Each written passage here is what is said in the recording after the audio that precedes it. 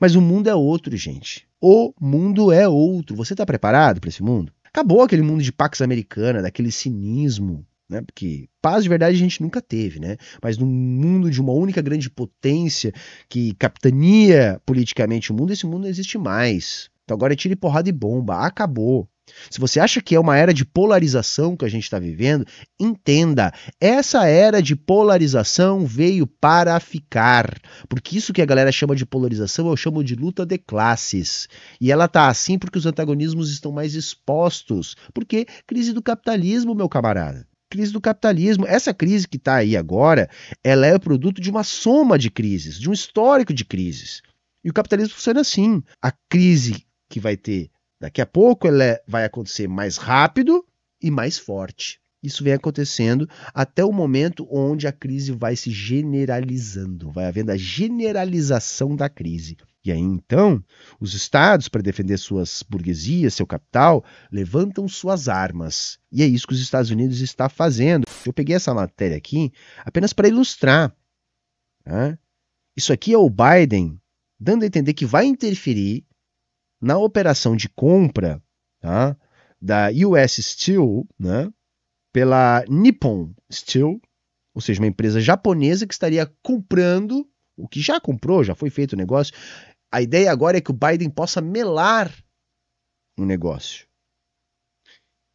Aquela coisa, livre mercado no dos outros é refresco. Acabou isso, acabou.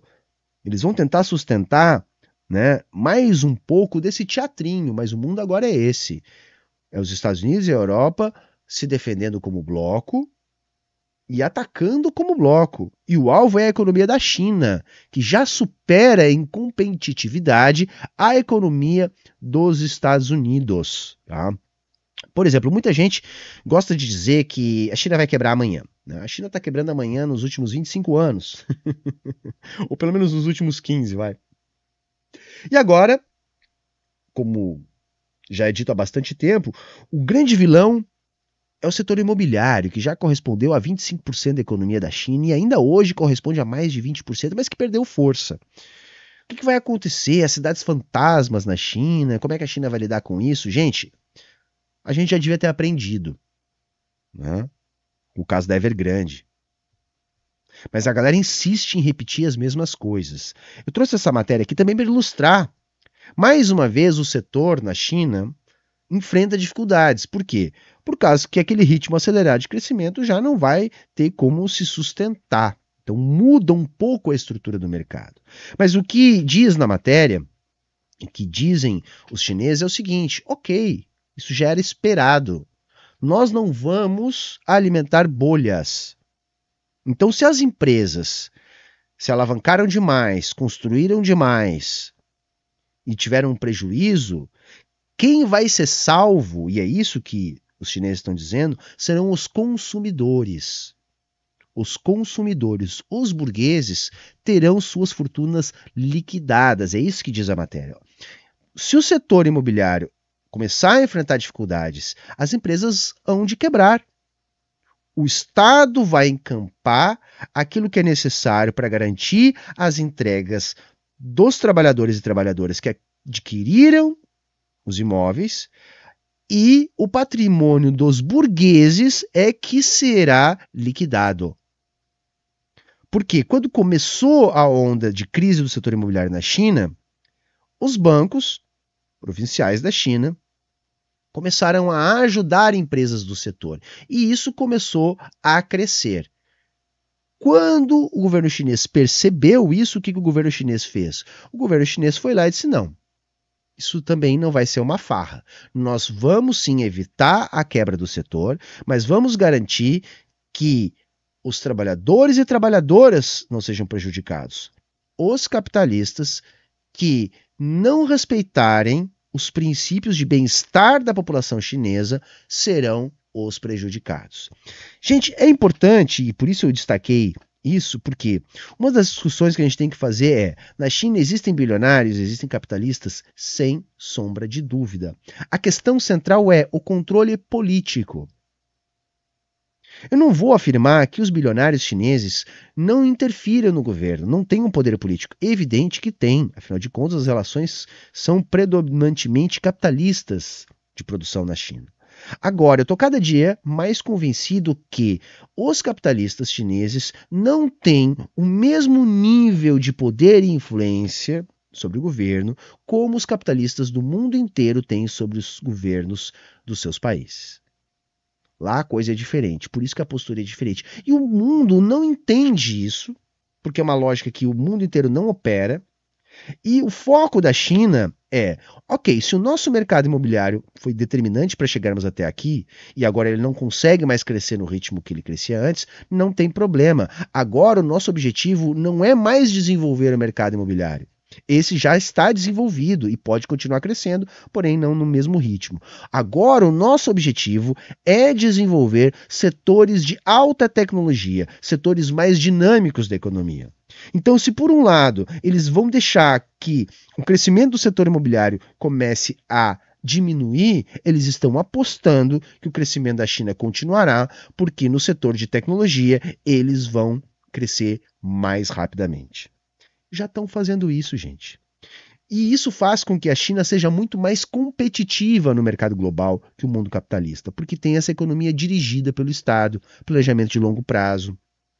E o entendimento é utilizar as relações capitalistas para desenvolver as forças produtivas, deixando sempre o povo em primeiro lugar. Por isso que a gente tem visto esse salto da renda média do trabalhador fabril chinês. A gente tem visto esse salto em todos os índices de desenvolvimento humano, porque a economia chinesa está direcionada para isso.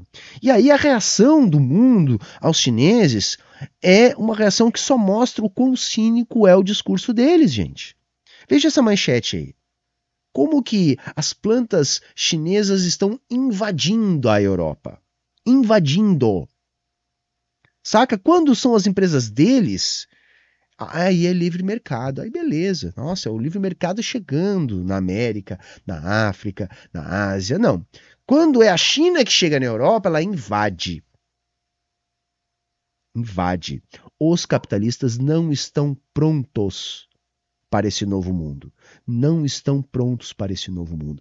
E esse novo mundo, galera, tá? E isso a gente também tem que dizer, é um mundo de guerra. Por isso que eu disse, é um novo velho mundo. Porque é o mesmo mundo capitalista de sempre. A gente viu o Putin movimentar armas nucleares, fazer declaração dizendo, olha, a gente está pronto, a gente tem o melhor arsenal nuclear do mundo, 100% operacional, e se for necessário, nós iremos usar. Aí vai o Macron, tá? O Macron, presidente da França, que assim, né?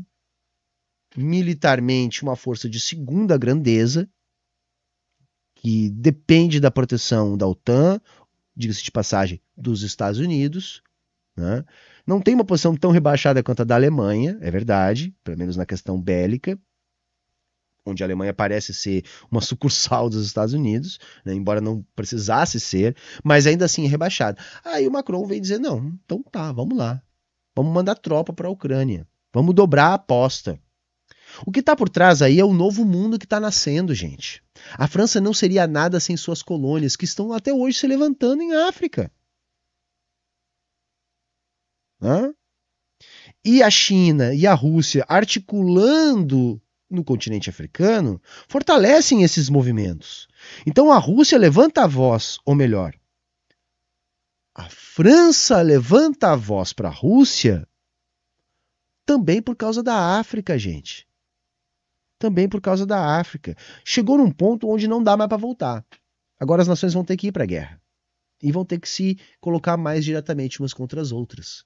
Porque aquele mundo, né, de equilíbrio comercial baseado numa geopolítica pós-Guerra Fria, de hegemonia dos Estados Unidos, esse mundo acabou. E agora o que a gente está vendo é a formatação de novas relações econômicas da geopolítica global. O que está em disputa são as fatias do mercado global. São as rotas. Muito do que os Estados Unidos está fazendo na Síria, na Palestina, agora mais uma vez falando em Iraque, tem a ver com rotas de comércio, rotas de transporte de matérias-primas. Tem a ver com geopolítica, mercados consumidores, fontes de recursos, as colônias na África, o mercado consumidor africano, a influência chinesa na América, na própria Europa. O mundo está passando por um momento onde chegou um novo jogador gigante que eles não podem vencer. E chegou usando as regras do jogo deles. A China chegou e disse, ok, essas aqui são as regras do jogo, massa. Espera aí que nós vamos ver como é que a gente vai organizar para jogar com essas regras. A China se fechou, fez o seu trabalho, incubou e saiu para fora.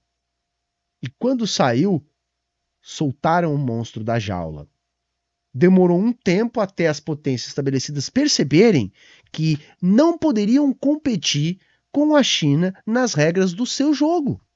E agora o que as potências estão fazendo? Estão mudando as regras do seu jogo. Impondo barreiras, criando guerras, desestabilizando governos, fazendo alianças militares, botando mais uma vez populações inteiras como bucha de canhão. É isso que está acontecendo, gente. É isso que está acontecendo. A Rússia está se levantando porque nessa movimentação eles esbarraram nos interesses geopolíticos russos, por exemplo, na Ucrânia. E o Putin, que hoje se elegeu de novo, e você pode até falar em autocracia, em ditador e etc. Ok, é uma discussão a se fazer. Eu acho que não. Eu acho que é o sistema deles. O Putin pode, inclusive, superar Stalin em tempo, né, no poder na Rússia. Mas o que chama a atenção é que foi a maior participação dos votantes nas últimas eleições na Rússia e ele teve um crescimento da sua margem. Então, se você quer dizer que ele é um autocrata, você tem que botar em consideração que ele tem uma alta popularidade. A economia russa está bombando, o nacionalismo sempre funciona junto à ideologia, e o Putin, percebendo essa mudança no mundo, se adiantou. Não, o mundo inteiro está se reorganizando para se ratificar ou se estabelecer enquanto controle de áreas de influência e estão invadindo o nosso campinho. Então a Rússia se movimentou. A Rússia tem uma parceria com a China? Historicamente não, e nem pontualmente, momentaneamente, eu diria. A questão é que aquele que tem um inimigo em comum está mais próximo.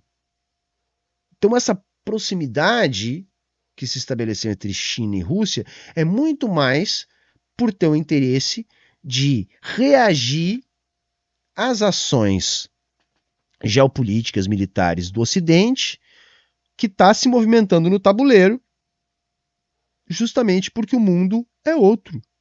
E eles não têm mais como competir com a China. Então aí a Rússia entrou durante este processo para dizer, aqui não, aqui não. Vocês querem movimentar as peças no tabuleiro para outro lado, porque se vierem para cá eu também sei jogar. E se tiver que jogar com a guerra, eu jogo. Se tiver que jogar com parceria econômica com a China, eu jogo. O fato é que isso tudo veio para ficar, gente. Então, esse tipo de polarização, fascismo, isso veio para ficar. Veio para ficar. Porque a crise que está se agravando, que está se prolongando, é alimento, é capim para o fascista pastar, gente. Então tem fascista pastando no mundo inteiro, ficando gordo. Na engorda. E depois a gente sabe o que vai acontecer. A gente sabe quais são as consequências, né, de deixar os fascistas engordando. A questão é, nós não podemos deixar a ciência imortal do proletariado morrer, porque é agora que o mundo depende de nós. Nós somos a juventude do mundo. Tá? E é nós que devemos ser os parteiros da nova humanidade. E nesses momentos de crise, o mundo precisa mais de nós. Porque se fortalecem os fascistas, se fortalecem as dinâmicas de guerra. E nós temos que estar aqui para continuar ajudando os trabalhadores e trabalhadoras a entender o que pode ser a única coisa que pode nos salvar.